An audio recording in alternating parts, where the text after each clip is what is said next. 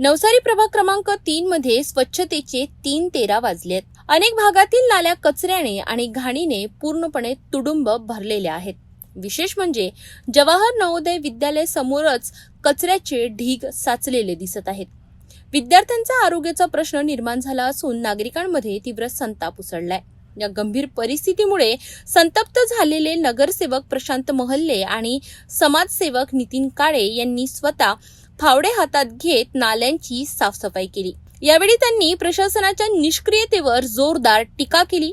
4 वर्ष प्रशासन होतं, 4 वर्षानंतर आता कुठे इलेक्शन झाले। इलेक्शन झाल्यानंतर आम्ही लोकांनी भरभरून मतं देऊन आम्हाला निवडून दिले। याच बेसवर निवडून दिले की बा आमचे लोकांचे काम होईल, साफसफाई होईल, पुरा प्रभाग स्वच्छ होईल, आरोग्यमय होईल।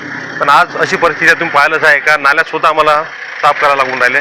इथला मोठा कोटीचा प्रोजेक्ट जो तुमच्या कंपनीला दिलेला आहे ते कंपनी अजूनपर्यंत आमच्या इथे जसं पाहिजे तसं काम करत नाही आहे। ना घंटी गाड्या आहे, पूर्ण ना रोजगार आहे, ना कामगार आहे, ना कोणीच नाही आहे। त्यामुळे कामगार आहे फक्त 8, 10, 12 कामगार आहे। प्रभाग मोठा आहे। मला सांगा तुम्ही नवसारी गाव आहे, महात्मा फुले नगर आहे, तिकडे तुमचा शत्रुधन नगर आहे, मुस्लिम एरिया आहे, शहरातला मधातला परिसर आहे, विद्युत नगर आहे।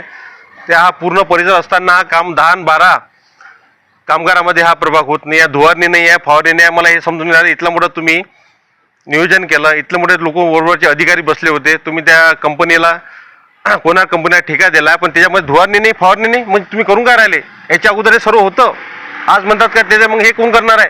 स्थानिक नागरिकांनीही प्रशासनाविरोधात नाराजी व्यक्त करत सांगितले की मनुष्यबळाचा तुटवडा आणि आरोग्य विभागाचे दुर्लक्ष यामुळे ही परिस्थिती निर्माण झाली आहे। काही वर्षापासून इथं नाल्या काढलेल्या नाही आहे। जेव्हापासून प्रशांत भाऊ आले निवडून तेव्हापासून 2-3 वेळा त्यांना वरवरच्या नाल्या साफ केलेल्या आहे। त्याच्यानंतर काहीच नाही, त्याच्यात गाळ काढलेला नाही आहे। तो कधी बाटम यानं काढलेला आहे, तो उतार निघून पाणी जाऊ शकते। महानगरपालिकेनं जो कोणार्क नावाच्या कंपनीला जो ठेका दिलेला आहे त्या कंपनीमुळं आम्ही इथल्या लोकांना स्वच्छतेमध्ये कमी पडत आहे। कारण याच्या मागं कारण हे आहे की तिथले लोक आम्हाला मजूर नाही देत आहे नाल्या साफ करायचे, घंटी गाड्यावाल्यावर लक्ष नाही देत व्यवस्थित। आम्ही पाहतो तो आम्हाला म्हणजे आम्ही करून लोकांचे आम्हाला कॉल येतात की 15-15 दिवस तुम्ही म्हणता की 10 गाड्या आहेत, तर 10 गाड्यातनी पूर्ण प्रभाग झाला पाहिजे। 15-15 दिवस अगर एका एरियात गाडी नाही जाणार तर लोक मग आम्ही लोकांना उत्तर काय देऊ? आरोग्य अधिकारी जाधव यांच्या कामकाजावरही प्रश्नचिन्ह उपस्थित करण्यात आले। दरम्यान येणाऱ्या डॉक्टर बाबासाहेब आंबेडकर जयंतीपूर्वी तात्काळ स्वच्छता मोहीम राबवावी, अन्यथा कचरा थेट मनपा कार्यालयात टाकण्याचा इशारा नगरसेवकांनी दिलाय। आता मनपा प्रशासन या इशाऱ्याची कितपत दखल घेते हे पाहणं महत्त्वाचं ठरणार आहे। आता मच्छराचा त्रास आहे, तिकडे मच्छर आहे, लोकांना डेंगूचे चान्स आहे। अशा याच्यात फवारणी निवडून राहिली, धुवारणी निवडून आम्ही करावं काय?